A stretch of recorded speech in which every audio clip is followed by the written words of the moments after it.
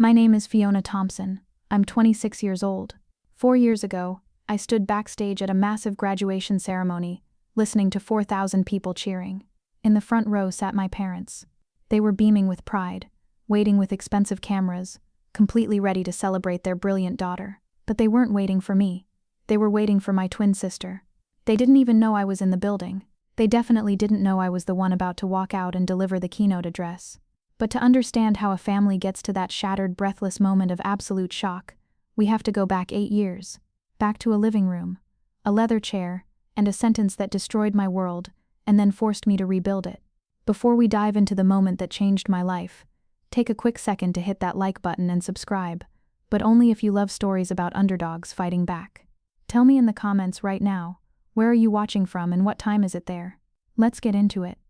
The heavy thud of the mail slot was the starting gun. May 2018. The acceptance letters arrived on the exact same Thursday afternoon. I ripped mine open standing right there in the hallway. Edgewood State. A solid, respectable public university. $28,000 a year. I breathed out a sharp sigh of relief. It was expensive, but it was real. I had a path. Across the hall my twin sister Valerie shrieked. It was a high, piercing sound that bounced off the high ceilings of our house. I got in. She waved the thick, cream-colored envelope from Westcliff College. Elite. Private. A staggering $120,000 a year. The air in the house instantly shifted. It grew thick, humming with a strange, nervous energy. That evening the shadows in the living room seemed longer, stretching across the hardwood floors like dark fingers. Dad called a family meeting. "We need to discuss finances," he said. He lowered himself into his dark leather armchair. He didn't look like a father about to celebrate his kids. He looked like a CEO preparing to cut loose a failing department. Mom sat stiffly on the beige couch, her hands neatly folded in her lap, her eyes fixed entirely on the coffee table. Valerie stood by the window. The golden hour light hit her face, making her look glowing, perfect, untouchable. She was practically vibrating with nervous excitement. I sat directly across from Dad. My palms were sweating so much I was ruining the edges of my Edgewood letter. My heart hammered against my ribs. Thump, thump, thump. The silence in the room stretched out, tight as a piano wire. "Valerie," Dad began. His voice was deep, booming with absolute authority. "We have run the numbers.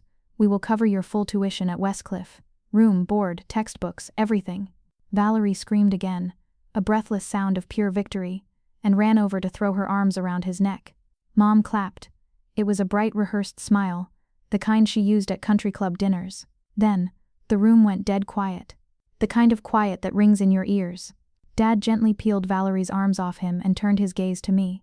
I braced myself. I expected a lecture on budgeting. I expected him to say I'd need to take out some loans and get a campus job. But the look in his eyes wasn't strict. It wasn't even angry. It was totally flat, purely transactional, cold. "Fiona," he said, his voice dropping a fraction of an inch. "We've decided not to fund your education."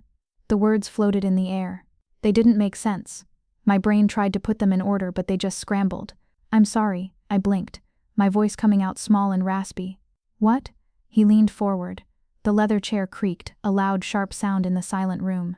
He interlaced his fingers, resting them on his knees. "Look at the reality, Fiona. Valerie has natural leadership potential. She networks without trying. At a place like Westcliff, she'll mix with the right crowds.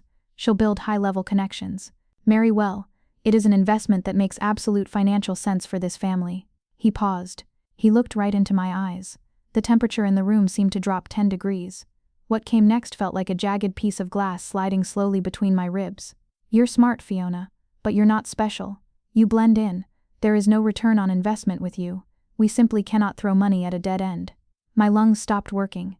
The breath was punched completely out of me. A dead end. I looked at Mom, my eyes wide, begging her silently. "Say something. Protect me." She kept her head down, intensely examining her cuticles, refusing to meet my gaze. She was a silent partner in this betrayal. I snapped my head toward Valerie. Surely she would say this wasn't fair, but Valerie was already staring down at her phone, her thumbs flying across the screen, texting her friends the good news. I was a ghost in my own living room. "So," I forced the words past a massive, choking lump in my throat. My hands shook so hard the letter crinkled loudly. "I just figure it out myself?" Dad shrugged, a tiny dismissive lift of his shoulders. He reached over and picked up the evening newspaper from the side table. "You're resourceful. You'll manage." A roaring sound filled my ears. I didn't scream. I didn't throw my letter at him. I stood up. My legs felt heavy, like lead. I walked up the stairs, my hand sliding against the cold wooden banister, and stepped into my bedroom. I closed the door. Click. I sat on the floor in the dark. I didn't cry. I had cried enough over the years, over the missed birthdays where my cake was an afterthought, over the hand-me-down gifts while Valerie got the newest releases. Sitting there, my chest tight and aching with a hollow pain, a massive, terrifying realization slammed into me. To my parents, I wasn't a daughter. I was a stock, a bad asset on a spreadsheet. I pressed my back against the wall, pulling my knees to my chest. They wanted me to fail. They expected me to fade away quietly into a mediocre life. But what my father didn't know, what nobody in that silent, suffocating house knew, was that his cold, calculated business decision had just sparked a fire. It would become the fuel for the most relentless, breathless chapter of my life. And 4 years later, he would have to face the brutal consequences of that exact moment, in front of thousands of people. This crushing favoritism wasn't a sudden plot twist. It was a suffocating, ugly pattern woven right into the wallpaper of our house. Everyone just pretended not to see it. When we turned 17, Valerie got a brand new Toyota Corolla. A massive silver bow sat on the hood, gleaming in the driveway sun. I remember standing on the porch, the exact smell of the new leather drifting out of the open windows. I got her old, overheating laptop. The screen had a jagged spiderweb crack dead center, and the battery died after exactly 30 minutes. "We simply can't afford 2 cars, Fiona," Mom had said that day. Her voice had that breathy, artificial tone. She patted my shoulder, but her touch felt light and entirely empty. Yet somehow, just a month later, they found the budget for Valerie's luxury ski trips, her $800 designer prom dress, her summer abroad in France. Family vacations were a masterclass in humiliation. Valerie always got a private hotel room with ocean views. I slept on lumpy pull-out couches in loud hallway alcoves. In every framed family photo on our stairs, Valerie stood center frame, glowing and perfect. I was always on the far edge, a blurred afterthought, half hidden in the shadows. When I turned 18, the isolation became too heavy to carry. I cornered Mom in the kitchen one evening. The low hum of the expensive refrigerator was the only sound in the room. "Why does she get everything?" I asked, my voice cracking despite my desperate efforts to keep it steady. "Why am I always the leftover?" Mom froze. A wet sponge hovered over the marble counter. She didn't look at me right away. When she finally turned, her eyes were completely blank.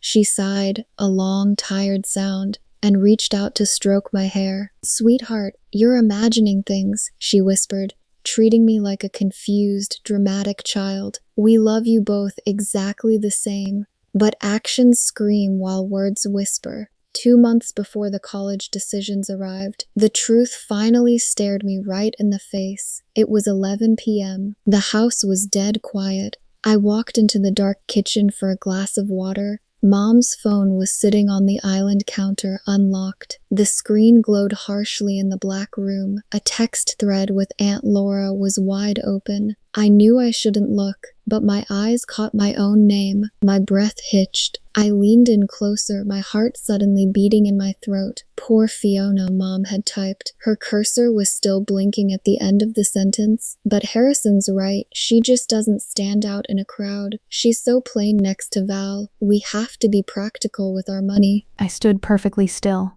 The ice maker suddenly dropped a cube into the tray, and I jumped, a sharp gasp escaping my lips. Practical with our money. My own mother. I put the phone down carefully, exactly where I had found it. My hands were shaking so violently I couldn't even hold my water glass. I walked back up the dark stairs, every step feeling heavier than the last, the betrayal sinking deep into my bones. That night, staring at my bedroom ceiling, I made a silent vow. I wasn't going to fight them. I wasn't going to do this for revenge. Revenge was petty and loud. I was going to do it for pure, desperate survival. At 3 a.m., I sat on my bedroom carpet. I pulled open that cracked, overheating laptop. I had to keep the power cord bent at a weird angle just to make it charge. The fan whined loudly in the silence of the sleeping house. I typed into the search bar, "Full scholarships for independent students." Then I did the brutal, terrifying math.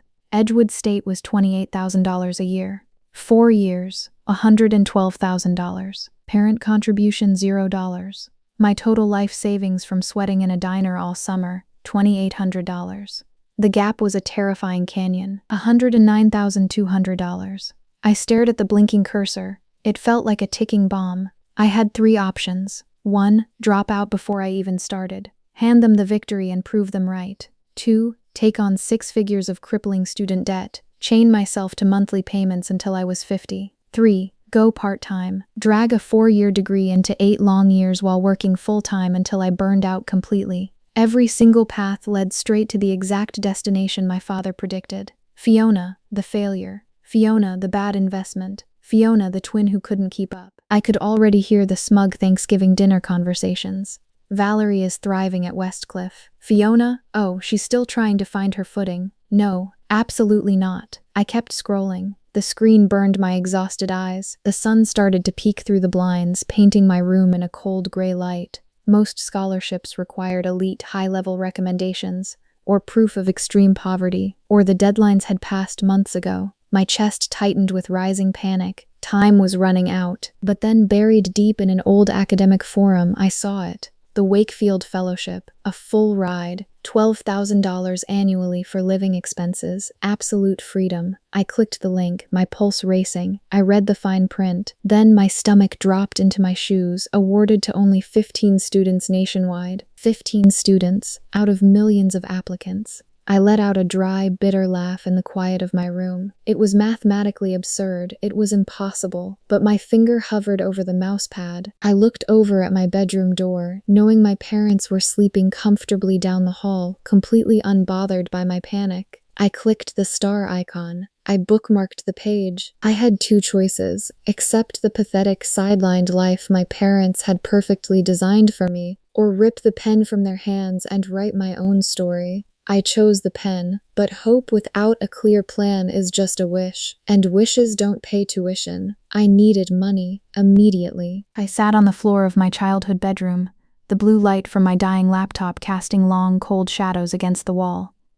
The house was dead silent, but my mind was screaming. I grabbed a cheap spiral notebook and began to write. It wasn't just a schedule. It was a brutal survival manual. My hand shook slightly as I outlined a routine so punishing it made my stomach drop just looking at it. Job 1, barista at Sunrise Sips, a busy campus cafe. Shift, 4 a.m. to 7 a.m., estimated income $900 a month. Job 2, cleaning crew for the freshman residence halls, scrubbing toilets and mopping vomit every weekend, $450 a month. Job 3, teaching assistant for the economics department. If I could somehow beg my way into it, another $350. Total, $1,700 a month. I stared at the number at the bottom of the page. The pen nearly snapped in my grip. I was still $7,600 short of tuition. My chest tightened, and the walls of the room felt like they were shrinking inward. That massive gap couldn't be filled by sweeping floors. It would have to be closed by pure, unrelenting academic perfection to win merit grants. One mistake, I told myself. The reality settling like a stone in my gut. 1 B- and you are out on the street. I found the cheapest housing possible near Edgewood State.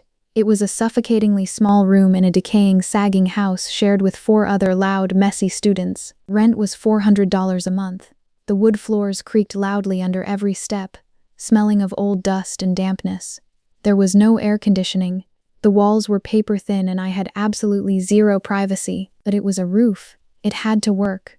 My life instantly crystallized into a breathless, brutal rhythm. 3:30 a.m. The alarm would scream in the pitch black. It felt like a physical strike to the head every single morning. 4 a.m. to 7 a.m. I existed in a haze, smelling permanently like roasted espresso and steamed milk while serving $7 lattes to wealthy, laughing students who looked exactly like Valerie. 8 a.m. to 4 p.m. Classes, back to back, no breaks. I pinched my own arms under the desk just to stay awake. 5 p.m. to 10 p.m. Study, grade papers, put on thick yellow rubber gloves and clean the grossest dorm bathrooms on campus. 11 p.m. to 3:30 a.m. Sleep, 4.5 pitiful hours. The physical toll was immediate. My muscles constantly burned. The dark circles under my eyes looked like bruises. I was entirely alone, navigating a giant campus like a ghost. The week before I officially moved out, my phone buzzed on my nightstand. An alert from social media. Valerie had posted a massive barrage of photos from her pre-college trip to Cabo. I sat on the hard floor of my bedroom, staring at the glowing screen. Sunset beaches, frozen margaritas in tall glasses. Valerie laughing with 3 other girls in designer swimwear, the golden sun catching her perfect hair. I looked down at my own hands. They were dry, cracked, and smelled faintly of industrial bleach. Beside me was a second-hand suitcase with a broken zipper. I was aggressively packing a thin, faded thrift store comforter into it. I yanked the zipper hard. The metal teeth snapped off with a sharp crack that echoed loudly in my quiet room. The gap between my sister and me was no longer just a crack. It was widening into a massive, uncrossable ocean.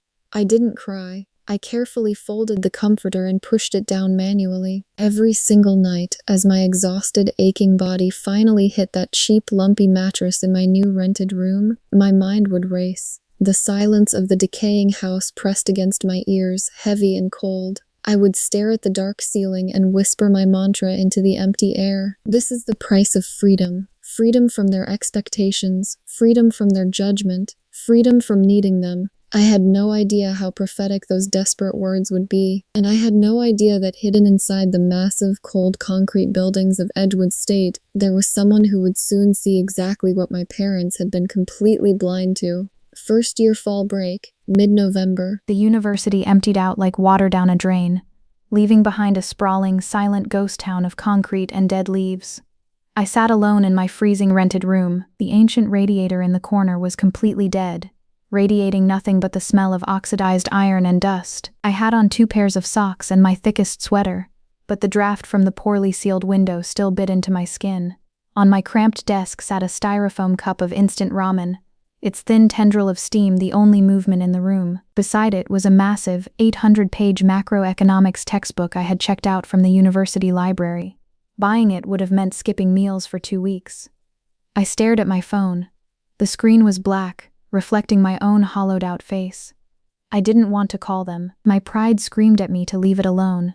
But the absolute, crushing silence of the empty house was making my ears ring. The pathetic, childish part of me, the part that still desperately wanted a family, won. I dialed the landline. Ring, ring, ring. Hello? Mom's voice floated through the receiver. It sounded airy, distracted, and slightly out of breath. Immediately, through the tiny speaker pressed to my ear, a warm, chaotic symphony flooded my freezing room. I heard the sharp, elegant clinking of crystal wine glasses, the low, roaring rumble of my father's laughter, the comforting pop and hiss of the massive stone fireplace in our living room. It was the rich, insulated sound of the life I had been violently cut out of. "Hi, Mom," I said. My voice sounded weak, barely above a whisper. "Happy fall break." "Oh, Fiona." "Yes, happy fall break, honey." I could hear the forced widening of her smile. "How are you? Is the dorm nice and quiet?" "I'm surviving," I managed, wrapping my free hand tightly around my torso to stop myself from shivering. "Is Dad there? Can I talk to him?" A heavy, unnatural pause stretched over the line. The background noise seemed to amplify. I heard Valerie shriek with laughter at something. Then Mom covered the receiver with her hand. She didn't cover it well enough. Muffled, but agonizingly clear, I heard my father's deep voice cut through the background warmth. "Tell her I'm busy." The words didn't just hurt, they hit my chest with the blunt, physical force of a hammer. My breath physically hitched. The hand holding the phone started to tremble violently. Mom came back on the line. The artificial sweetness in her tone was dialed up to a sickening degree. "Your father's just right in the middle of carving the turkey, sweetheart. And you know how he gets with that electric knife." Valerie was just telling the funniest story about her sorority rush. "She's pledging Kappa, can you believe it? Anyway, are you eating enough? Do you need anything?" I looked around my pathetic, drafty room. I looked at the styrofoam cup of sodium and water that constituted my Thanksgiving dinner. I looked at the heavy, borrowed textbook holding my life together by a thread. A single tear, hot and sharp, broke loose and slid down my frozen cheek. I didn't wipe it away. I let it fall. But something inside me hardened, like molten steel plunging into ice water. "No, Mom," I said. My voice was suddenly entirely different. The tremor was gone. It was flat, hard, and completely hollowed out. I don't need anything. Okay, well, we love you. Go back to your studying. Yeah, I pressed end call. The silence in my room slammed back into place, heavier than before. I opened my cracked laptop, carefully adjusting the power cord so the screen would flicker to life. The algorithm, cruel and efficient, immediately served up Valerie's latest post. "So thankful for my amazing family," the caption read. It was a pristine, professionally lit photo of Mom, Dad, and Valerie sitting around our massive mahogany dining table. The golden turkey sat perfectly in the center. They were all holding up crystal wine glasses, smiling brightly at the camera. I moved the trackpad. I zoomed in on the photo. My eyes scanned the table. 3 chairs, 3 crystal wine glasses, 3 porcelain plates with silver rims. My breath stopped. I stared at the pixels until my eyes burned. They hadn't even set an empty place for me. There was no gap at the table to signify a missing daughter. They had closed the ranks. They had erased my existence completely. I sat in the cold blue glow of the laptop for a very long time. The deep, agonizing ache I had carried in my chest for 18 years. The desperate, pathetic, bleeding longing for my father's pride and my mother's warmth stretched to its absolute limit. And then, with a silent, psychological snap, it broke. It didn't fade slowly. It shattered. And in its place, a cold, terrifying emptiness settled into my ribs. I wasn't sad anymore. I wasn't grieving. The emptiness was a profound, beautiful gift. It brought pure, unadulterated clarity. I was entirely, fundamentally on my own. There was no safety net. No one was coming to save me. I closed the laptop. I picked up my pen, pulled the 800-page textbook toward me, and opened to Chapter 1. I was going to be unstoppable. Second semester, first year. The bitter winter wind off the campus lake felt like it was slicing right through my thin thrift store coat. I was no longer a person. I was a machine running purely on spite, adrenaline, and cheap instant coffee. Macroeconomics 201. The lecture hall was a massive, steeply sloped bowl of 300 wooden desks. At the very bottom stood Dr. Martha Scott. She was a campus legend, 25 years of teaching, fiercely intimidating, with silver hair pulled back into a severe, tight bun. Rumor had it she hadn't handed out an A grade in 4 years. Her lectures were brutal, fast-paced tests of mental endurance. I sat in the second row, while other students secretly checked their phones or drifted off to sleep. I took aggressive, meticulous notes. My pen pressed so hard into the paper it nearly tore through. When the midterm research paper was assigned, I didn't just write it. I bled onto the pages. I poured every ounce of my isolation and exhaustion into the analysis, sitting on my bedroom floor until my vision blurred. 2 weeks later, the teaching assistants walked down the aisles, handing the heavy stacks of paper back. Thwack, thwack. The sound of graded papers hitting the wooden desks echoed in the quiet hall. My stomach did a slow, nauseating freefall. If I fail this, I lose my tiny partial grant. If I lose the grant, I get evicted. A shadow fell over my desk. The TA dropped my paper face down. I held my breath. My hands were shaking so slightly I had to press them flat against the wood to hide the tremor. I slowly flipped the heavy packet over. At the top of the page, written in sharp, bleeding red ink, was a single letter, A. Beneath it, underlined twice. See me after class. My lungs froze. An A was a miracle, but see me after class from Dr. Scott usually meant an accusation of cheating. Why would she believe the exhausted girl who smelled like bleached toilets could write a master-level economic analysis? I waited. I watched the 300 students pack their bags and shuffle out, their happy, easy chatter fading into the hallway. The massive room grew completely silent. The only sound was the clicking of the giant clock on the wall. Tick, tick, tick. I packed my cracked laptop into my bag. I walked down the steep steps. My cheap shoes scuffed loudly against the floor. Every step felt heavier than the last. I approached her desk like I was approaching a judge for a life sentence. Dr. Scott didn't look up right away. She was perfectly organizing her files. "Fiona Thompson," she said. Her voice was dry and perfectly level. "Yes, ma'am." I stood stiffly, my hands clutched tightly behind my back. "Sit."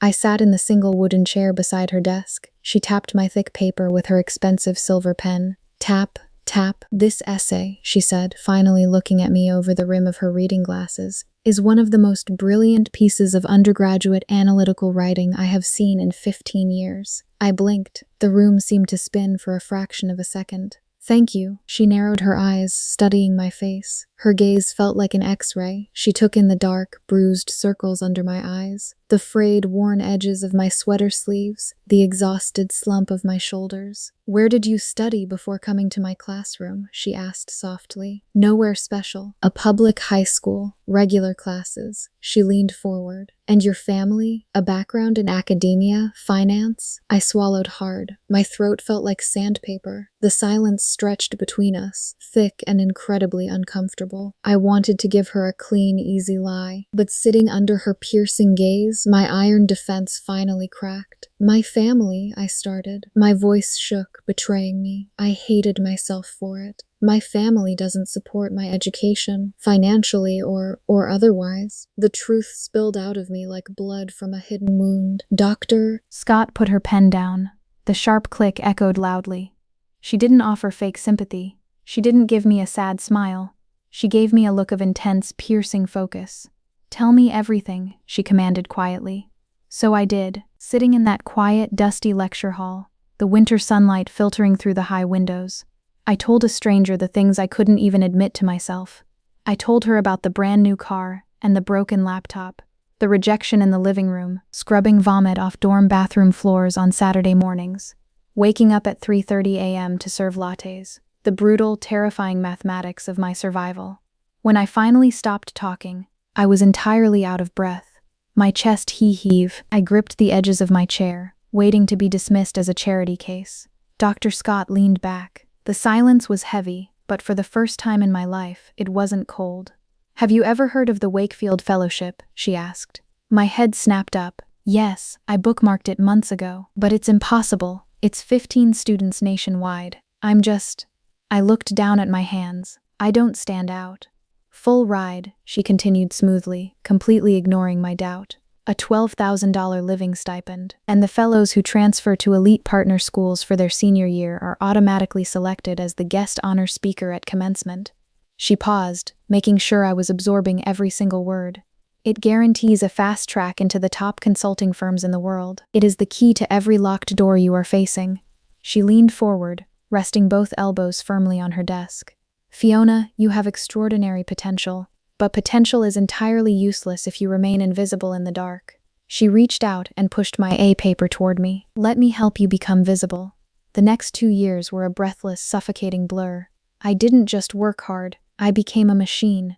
Wake at 3:30 a.m., walk in the freezing dark to the coffee shop by 4, sit in lectures by 8, hide in the silent corners of the library until midnight, scrub dirty floors, grade freshman papers, sleep, repeat. I never went to a single football game. I didn't know what a college party looked like, or what it felt like to sleep until noon on a Sunday. I survived on cheap coffee, sheer panic, and adrenaline, but a human body is not a machine. Eventually, it starts to rebel. It happened on a Tuesday at 5:15 a.m. The morning rush at Sunrise Sips was brutal. The espresso machine was hissing loudly, shooting hot steam into the air. The smell of roasted beans and burnt milk was thick in the small space. I was handing a tall latte to a customer when the edges of my vision suddenly turned black. The loud chatter of the cafe faded into a strange, underwater ringing. The tiled floor rushed up to meet me. Smash! I woke up staring at a glaring fluorescent white light. The sharp smell of rubbing alcohol stung my nose. I was in the campus medical clinic. A slow, steady beep, beep, beep of a heart monitor filled the tiny cold room. A nurse with tired eyes stood over me, adjusting an IV line in my arm. The needle pinched my dry skin. Severe exhaustion and dehydration, she scolded, her voice sharp but laced with pity. Your blood pressure is terrifyingly low, honey. You are running your body into the ground. If you keep this up, your heart is going to give out. I stared blankly at the ceiling. I have a shift at the library in 4 hours. The nurse stopped moving. She looked down at me, her expression hardening. You are not going anywhere. You need rest. I can't afford rest, I whispered, my voice cracking. The raw honesty surprised me. I pulled the blanket up to my chin. I drank a blue sports drink, waited until she left the room, pulled the IV out of my arm, and walked back out into the cold. I went straight to the library. I couldn't stop. I simply couldn't, but the cracks were showing. A month later, sitting in my roommate Rachel's beat-up Honda Civic after a grueling 3-hour interview for a teaching assistant spot, I finally broke. The car's heater was rattling loudly, blowing weak, lukewarm air against my frozen hands. I gripped the steering wheel, leaned my head forward against the hard plastic, and sobbed. I sobbed hysterically for 30 unbroken minutes. It wasn't just about one bad day. The massive weight of 3 years of total, crushing isolation was finally suffocating me. Junior year, spring semester. The time had come. Dr. Scott called me into her office. The heavy wooden door clicked shut. "The Wakefield applications open tomorrow morning at 8 a.m., she said, looking me dead in the eye. "I am officially putting you forward." The application process was a bloodbath. It wasn't just a form, it was an interrogation of my entire existence. 8 intense, deeply personal essays. Intimidating phone interviews with panels of wealthy academics in New York who asked rapid-fire questions about global markets, financial audits, background checks. It consumed 4 agonizing months of my life. Right in the middle of it, my phone buzzed on my desk. A text from Valerie. "Mom says you're not coming home for spring break. That's kind of sad, TBH."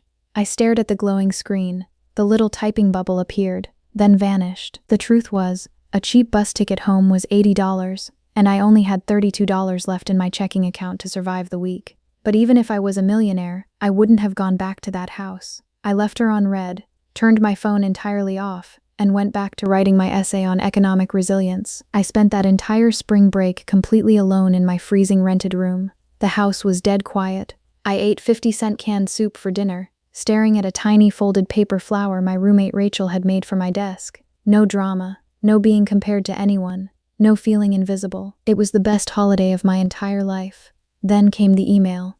It dropped into my inbox at exactly 7:15 a.m. on a Wednesday in May. Subject: Wakefield Foundation. Final round notification. My hands shook so violently I dropped my phone on the wooden floor. Clack. I snatched it back up, my breath hitching painfully in my throat. I opened the message. "Dear Miss Thompson, out of thousands of applicants, you have been selected as one of 40 finalists. The final round will consist of a grueling in-person interview panel at our Chicago headquarters next Monday at 9 a.m. 40 finalists, 15 spots." I was inches from the finish line. Then, the cold reality of poverty slapped me in the face. I opened my banking app. Available balance, $112. A last-minute flight to Chicago was $400. A cheap hotel would be another $200. I was completely paralyzed. My chest tightened until I couldn't pull air into my lungs. The door to my future was wide open, and I was going to be locked out over a few $100s. Rachel walked into the kitchen and found me hyperventilating against the counter, clutching my chest. "Fee, what is it? What happened?" I couldn't speak. I just handed her the phone. She read it. Her eyes went wide.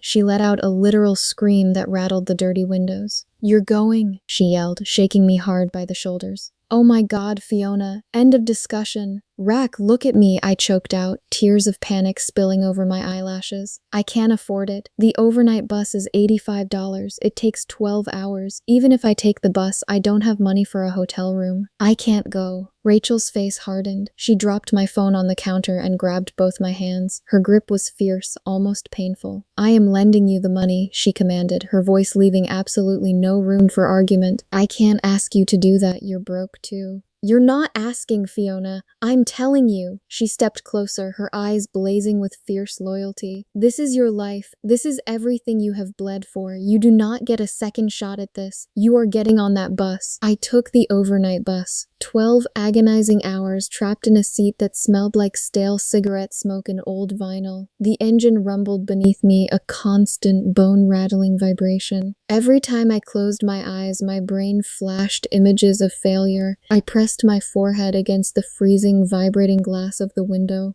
watching the dark highway lines blur together. I arrived in downtown Chicago at 6 a.m. The city was a towering gray maze of glass and steel. The wind whipped off the lake, biting through my thin clothes. My neck was locked in a painful cramp. I walked 3 blocks to a McDonald's. In the cramped, flickering light of the public bathroom, I changed. I slipped into a slightly oversized, navy blue thrift store blazer that Rachel had desperately tried to tailor for me with safety pins. I splashed freezing tap water onto my face, staring at my pale reflection in the scratched mirror. The dark circles under my eyes were heavy.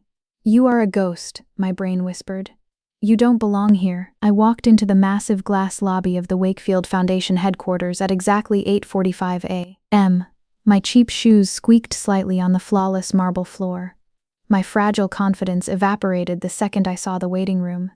It was filled with the other finalists. They were polished, relaxed, and glowing with wealth. They wore perfectly tailored suits and carried expensive leather briefcases. But the worst part wasn't their clothes. It was their parents.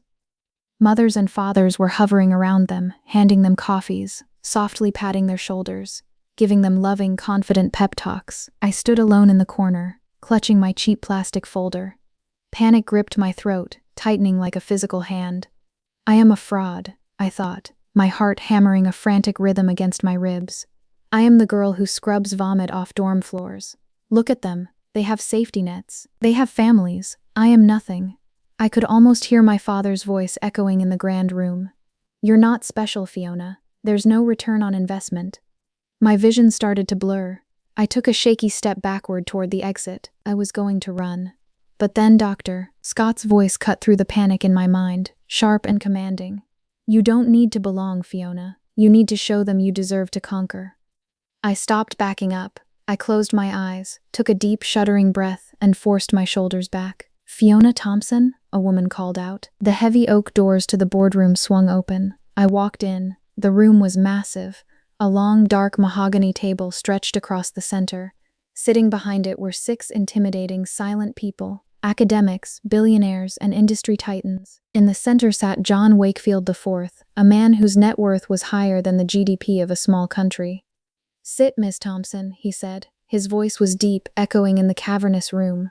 I sat. For 45 minutes, it was a bloodbath. They fired complex questions at me about global market failures, economic theory, and crisis management. I fought for my life. I kept my voice perfectly steady, ignoring the sweat gathering on my palms. Then a silver-haired woman at the end of the table leaned forward. She looked over her glasses at me. Your academic record is flawless. But the Wakefield Fellowship requires profound resilience. It requires a leader who can survive absolute total collapse. What makes you think you can handle that kind of pressure? The room went completely silent. 6 pairs of powerful eyes locked onto me. I didn't blink. I thought about the 3:30 a.m. alarms. I thought about the empty Thanksgiving table. I thought about my father's cold, transactional eyes. Because, I said, my voice ringing out clear and hard in the quiet room, I have already survived a total collapse. I did not have the luxury of a safety net. Every single thing I have achieved, I built from zero, in the dark, entirely on my own.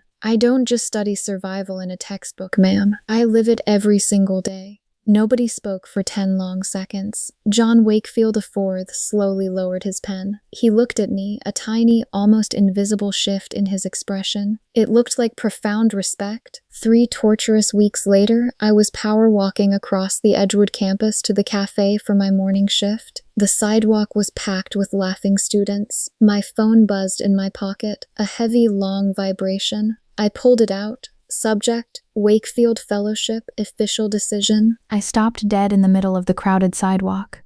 A guy on a skateboard swerved sharply around me, screaming a loud insult. I didn't hear him. The noise of the entire campus completely faded out to a dull, rushing hum. My thumb hovered over the glowing screen. It was trembling so badly I could barely aim. I clicked it. Dear Miss Thompson, we are incredibly honored to inform you that you have been selected as a Wakefield Fellow for the class of 2022. Your resilience is unparalleled. I read it once. I read it twice. The black text blurred as my eyes rapidly filled with hot water. My knees simply gave out. I dropped directly to the hard concrete curb. The cheap fabric of my pants scraped against the rough stone, but I didn't feel it. I wept. They weren't elegant, quiet tears. It was an ugly, breathless, heaving sobbing. I buried my face in my hands. 4 years of severe sleep deprivation, of profound aching loneliness, of physical starvation, and sheer bloody-minded determination poured out of my chest and spilled onto the pavement. I did it. Full tuition, a $12,000 living stipend, the absolute freedom to transfer to any elite partner university in the country for my senior year. That evening, I sat on my lumpy bed, staring at the wall. My phone rang. It was Dr. Scott. Fiona, she said. Her voice was thick with emotion. I saw the list. You magnificent girl, you did it. Thank you, I choked out, wiping my raw face with the back of my hand. You saved my life. You saved your own life, she corrected firmly. Then her tone shifted. It became crisp, sharp, and highly strategic. Now there is a final move to play on the board. You have to transfer for your final year. The foundation requires it. Okay, I said, my heart rate picking up. Where? Westcliff College is on the elite partner list, she stated simply. The name hit me like a physical blow. The air rushed out of my lungs. Westcliff, the $120,000 a year fortress, Valerie's kingdom, the place my father bought for her. If you transfer there, Dr. Scott pressed gently, letting the weight of the words settle, the foundation automatically selects you as the Wakefield keynote speaker for the entire university's graduation ceremony. My breath caught in my throat. The room started to spin. Fiona, she said softly, you would speak at graduation, in front of the entire elite graduating class, and absolutely anyone sitting in the audience. I closed my eyes. In the darkness of my mind, I pictured my father's smug, calculating face. I pictured my mother's fake smile. I pictured the 3 empty chairs at their Thanksgiving table. I'm not doing this to get revenge on them, I whispered into the dark of my room, my hands gripping the bedsheets. I know, Dr. Scott replied smoothly. I'm doing it because a degree from Westcliff will practically guarantee me a senior job at Morrison & Associates. I know that too.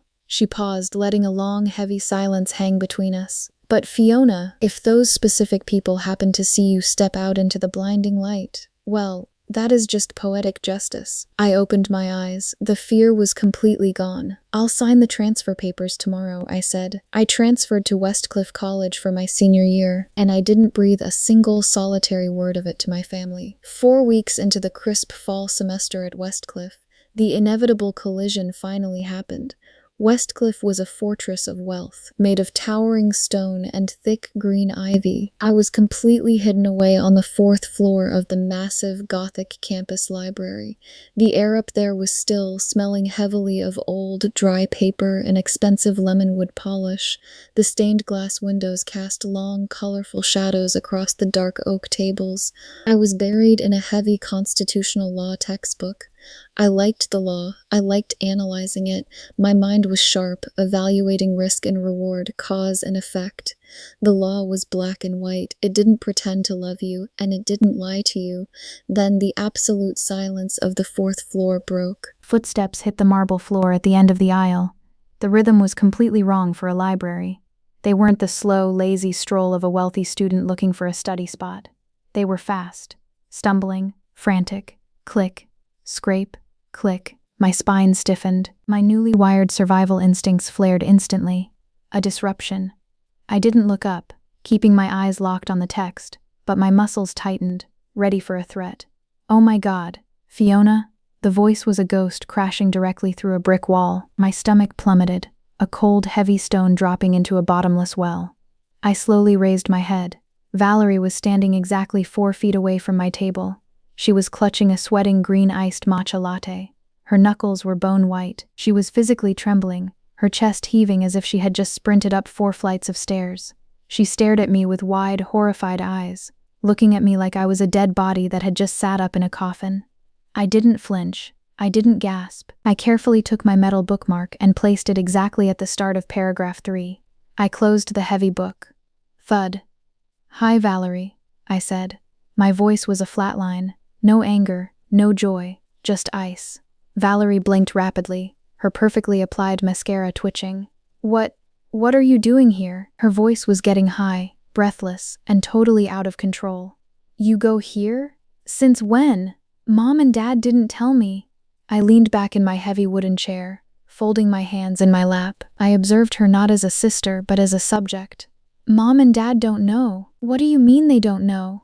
She took a shaky step closer, nervously checking over her shoulder down the empty aisle as if I was a dirty secret she needed to hide.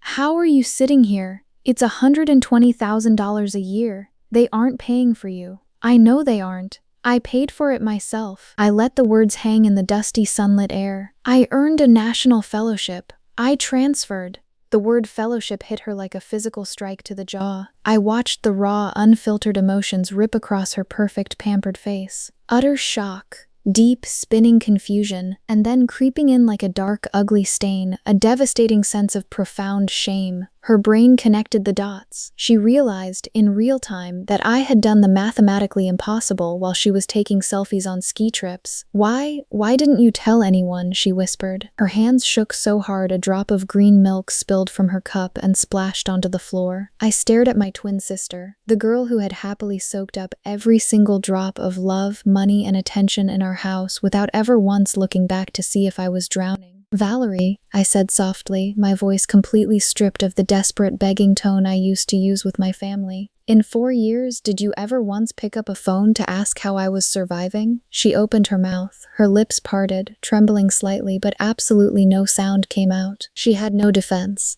I packed my heavy books into my sleek leather bag. I stood up, smoothing the front of my tailored navy sweater. "I have a lecture." I stepped around her, moving toward the stairs. "Fiona, wait!" She reached out and grabbed my wrist. Her grip was desperate, terrified, and incredibly weak. Do you hate us?" I stopped. I looked down at her manicured hand clutching my arm. Then I looked right into her watering, panicked eyes. The teenage anger I used to carry was completely gone. The bleeding wound they had caused was permanently sealed over with thick scar tissue. "No," I said, gently but firmly pulling my arm free from her grip. "You can't hate people you've completely stopped caring about." I walked away. My boots echoed sharply on the marble, leaving her totally frozen, alone between the towering bookshelves. That night, my phone exploded. It vibrated across my new polished granite kitchen counter like an angry insect. Missed calls. Mom. Dad,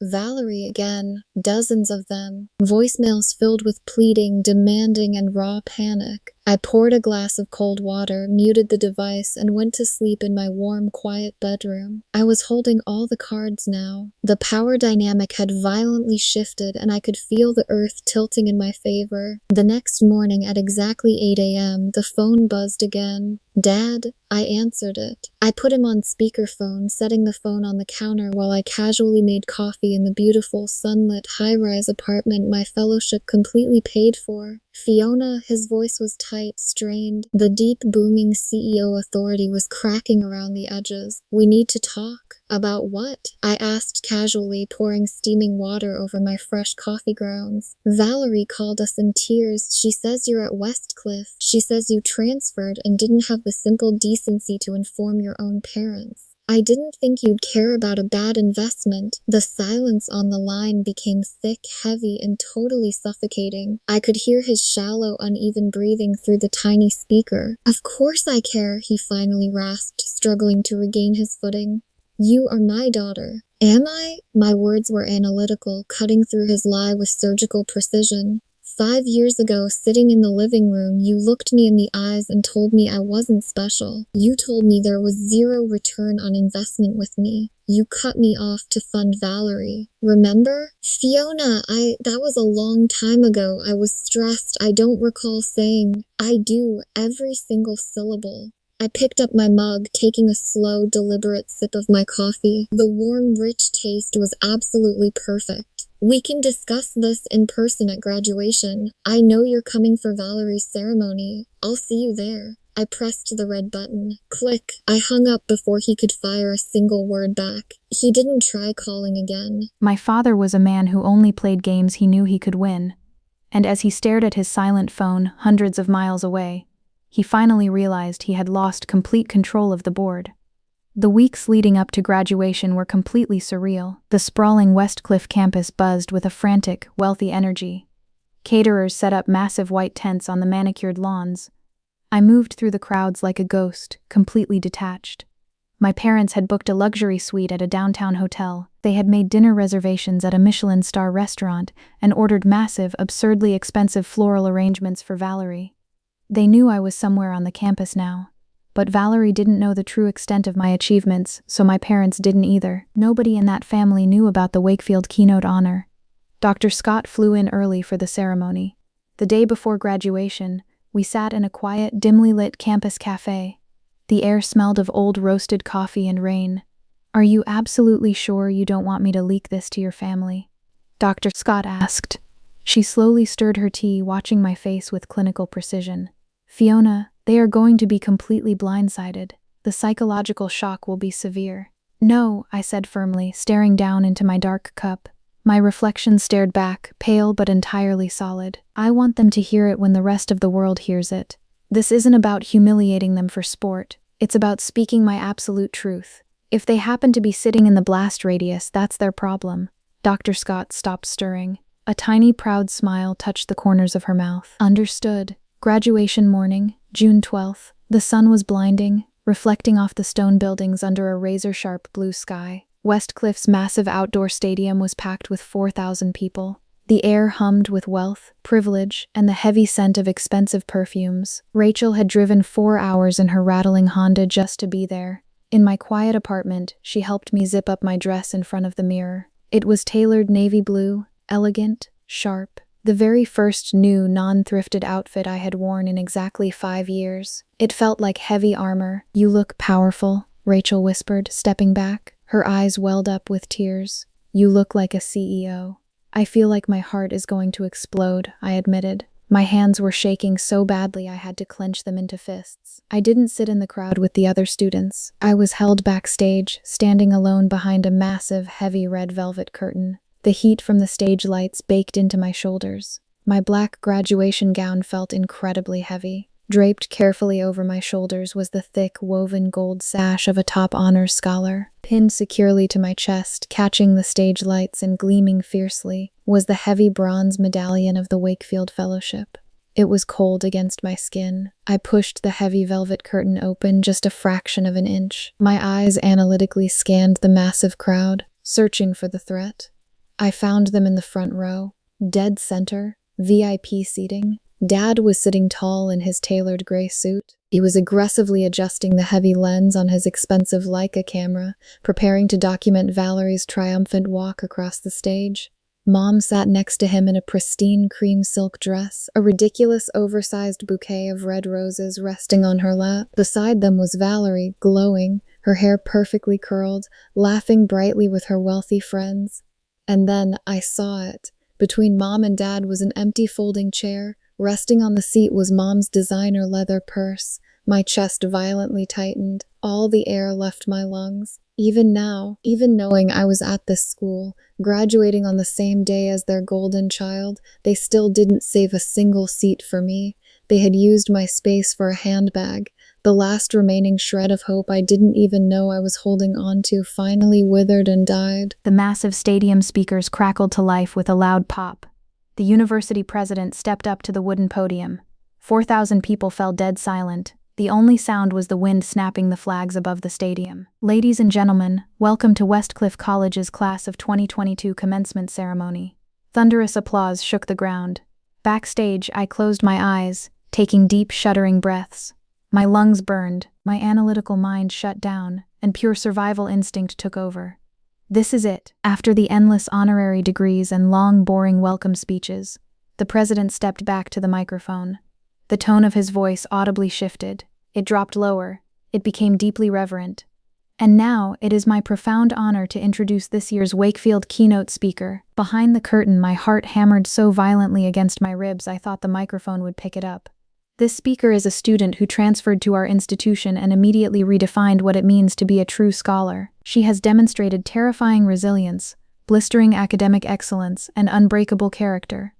Selected from a pool of thousands nationwide, through the gap in the curtain, I watched the front row. I saw Mom lean over and whisper excitedly to Dad. He nodded, lifting his heavy camera, pointing it toward the student seating area, completely assuming it was one of Valerie's high society friends. "Please direct your attention to the stage, and join me in welcoming Fiona Thompson." For exactly 2 seconds, the universe simply stopped spinning. Absolute terrifying silence. Then, the backstage coordinator firmly pushed the red curtain open. I stepped out onto the stage. The blinding sunlight hit my face. 4,000 pairs of eyes snapped simultaneously toward me. My heels clicked loudly, rhythmically, against the hollow wooden stage as I walked toward the podium.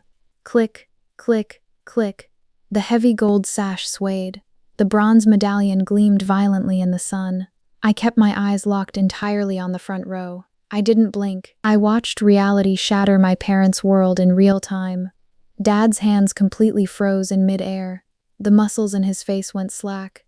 The heavy, expensive camera slipped right from his grip. dropping heavily and bouncing against his chest strap. Mom's jaw actually dropped open. The color rapidly drained from her face, leaving her entirely gray. Her hands went limp. The massive bouquet of red roses slid right off her lap and crashed onto the green grass below. Confusion. Who is that walking to the podium? Recognition. Wait, is that Fiona? Absolute horror. It is Fiona. She's wearing the Wakefield medallion. Beside them, Valerie's hands flew up to cover her mouth. I reached the podium. I gripped the thick edges of the wood so hard my knuckles turned completely white. I adjusted the thin black microphone. The applause from the stadium finally roared to life around me, deafening and huge. But my parents didn't clap. They were completely paralyzed. They were staring up at me, their faces entirely drained of blood, looking at me like I was a terrifying, vengeful ghost that had just descended from the sky. For the very first time in my entire existence, they were looking at me. Not past me, not at my sister, at me. I raised a single hand. The 4,000-person crowd went dead silent again. The tension in the air was thick enough to cut with a knife. I leaned into the mic. "Good morning," my voice echoed across the massive stadium, amplified, steady, terrifyingly calm. 8 years ago, sitting in my childhood living room, I was explicitly told by my family that I was not worth an investment. A collective, sharp gasp rippled through the front rows. The wealthy parents looked around in shock. I saw my mother physically recoil, pressing her trembling hand hard over her heart. My father squeezed his eyes shut like he had just been violently slapped across the face. "I was told that I was a bad asset," I continued, my voice perfectly level, dissecting them in front of the world. "That there would be absolutely no return on investment. I was told to expect nothing from the people who were supposed to protect me, and therefore I should expect nothing from myself." The silence in the stadium was so thick you could choke on it. Even the wind seemed to stop. "So," my voice began to rise, fueled by 4 years of starvation, exhaustion, and pure adrenaline. "I learned to expect everything from myself.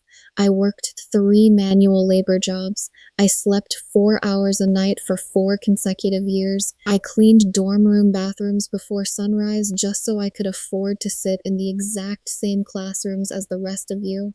I did not build this life to prove anyone wrong.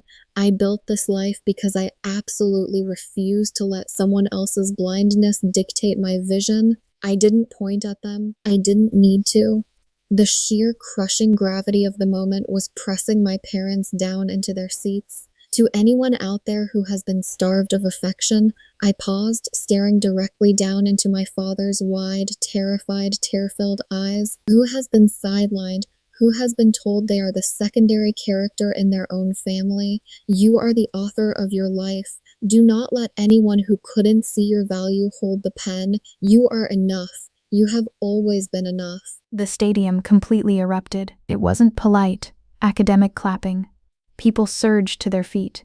4,000 people stood up, screaming, crying, and cheering for a girl who had fought her way out of the absolute dark. I stepped back from the podium. My chest heaved, the tight band around my lungs finally snapped, and tears spilled over my eyelashes. As I walked down the wooden stage stairs, John Wakefield IV, the billionaire founder of the fellowship, was waiting for me at the bottom. He reached out, grabbed my hand, and pulled me into a fierce hug. "Magnificent," he whispered in my ear. The post-ceremony reception on the manicured lawn was a chaotic blur. The air smelled of expensive champagne, cut grass, and shifting power. I stood near the edge of a massive white tent, holding a glass of sparkling water. The ice clinked softly against the crystal. My analytical mind was still running hot, processing the massive shift in reality. I was talking to a recruiter from a major hedge fund when the crowd physically parted. My parents were wading toward me. They looked visibly aged, diminished. The arrogant, untouchable armor they had worn my entire life was completely stripped away. They didn't look like wealthy VIPs anymore. They looked like drowning people desperately searching for a raft. Dad reached me first. His face was flushed, his jaw tight with a dangerous mix of deep humiliation and panic. His eyes darted around, acutely aware of the wealthy parents watching them. "Fiona," he started. His voice was a broken, hoarse rasp. The CEO was gone. "Fiona, why didn't you let us know? Why didn't you tell us you were struggling like that?" I didn't step back. I looked at his hands, twitching nervously at his sides, then up to his red eyes. I took a slow, deliberate sip of my water. "Did you ever once pick up the phone and ask?" He choked on his breath. A muscle in his jaw jumped. Mom practically lunged forward. Real tears were streaming down her face, ruining her expensive makeup, leaving dark streaks on her cheeks. Baby, Fiona, please. We are so sorry. We had no idea. We didn't know you were sleeping on floors. We didn't know. You knew, I said. My voice cut through the polite noise of the reception like a cold steel blade. You didn't lack information, Mom. You chose to be blind because it was convenient. That's not fair, Dad interjected. His tone sharply shifted, a desperate, aggressive attempt to regain his lost patriarchal control. He stepped uncomfortably close, invading my space. He reached out and grabbed my upper arm. His grip was entirely too tight. You humiliated us in front of 4,000 people, Fiona. Our friends are staring at us. My heart rate spiked, a full, fast-paced, breathless, emotional drive kicking in. The old Fiona would have shrunk away. The new Fiona just stared at his hand.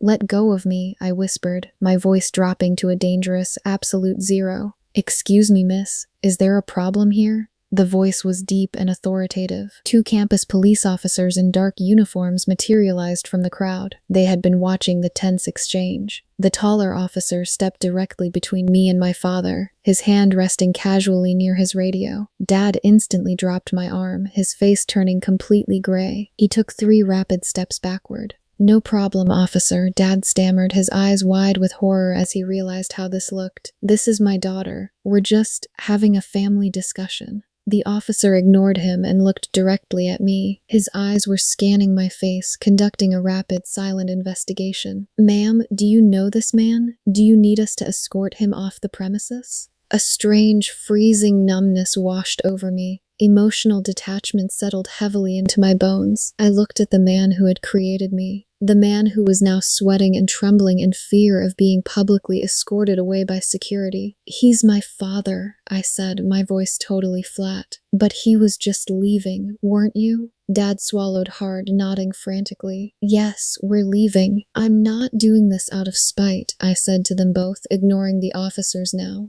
I'm just not the terrified teenager you threw away 8 years ago. You were right about one thing, Dad. I wasn't worth the investment, not to you, but I was worth every single drop of blood and sweat I invested in myself. He flinched violently. Just then, John Wakefield walked up, his presence alone making the officers step back respectfully. He wrapped an arm around my shoulder. Miss Thompson, Wakefield said smoothly, completely ignoring my crumbling parents. My partners at Morrison and Associates are eager to finalize your hiring contract on Monday. You are a star. I watched my parents' faces shatter. The billionaire founder of a national dynasty was treating their worthless daughter like absolute royalty. The sheer magnitude of their colossal financial and emotional mistake finally crushed them flat. You're just going to cut us off? Dad asked, his voice shaking with actual pathetic fear. Tell me what you want from me, Fiona. Give me a number. I'll write the check right now. I can fix this. I looked at a man who thought money could buy a time machine. I don't want your money, Dad. I have my own now. I am setting a hard boundary. If you want to talk to me, you can call. I might answer.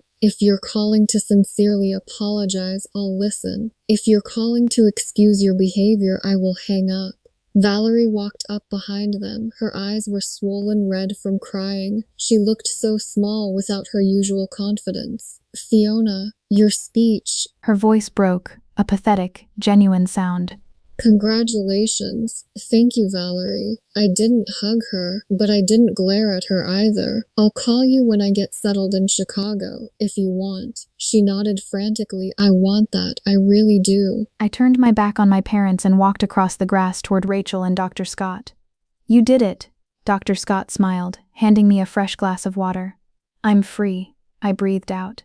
And for the first time in 22 years, my lungs finally felt completely full. The social fallout was brutal and absolute. At the reception, I watched from afar as the wealthy parents of Valerie's friends approached my parents.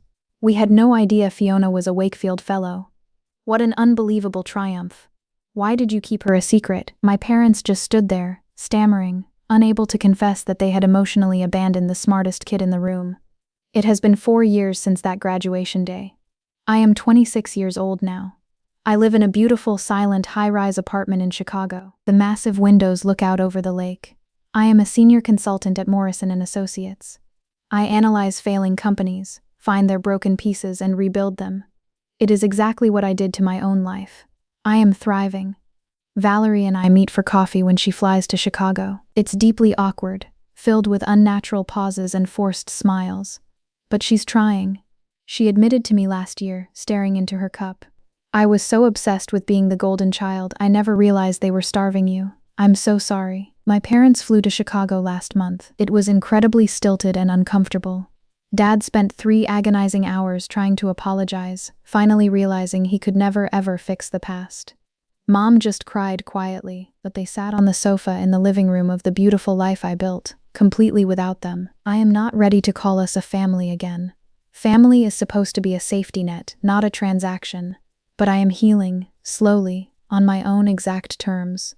Last week, I sat at my sleek dining table. I pulled out my checkbook and wrote an anonymous $15,000 check to the Edgewood State Scholarship Fund for independent students, because someone threw a rope down into the dark to save my life once. And now it is my turn to throw the ladder down. This journey was built on a fierce, breathless emotional drive to survive, and sharing this raw truth is the final step in taking my power back. If you felt that same intense fire while listening, if this story reminded you of your own hidden strength, take a moment to hit the like button. It's a quiet nod that you understand what it means to fight your way out of the dark. Subscribe and join us, because we are creating a whole community for these deep, powerful stories of survival and success. Tell me in the comments, after everything, could you find it in your heart to forgive them? Let me know. I'll see you in the next one.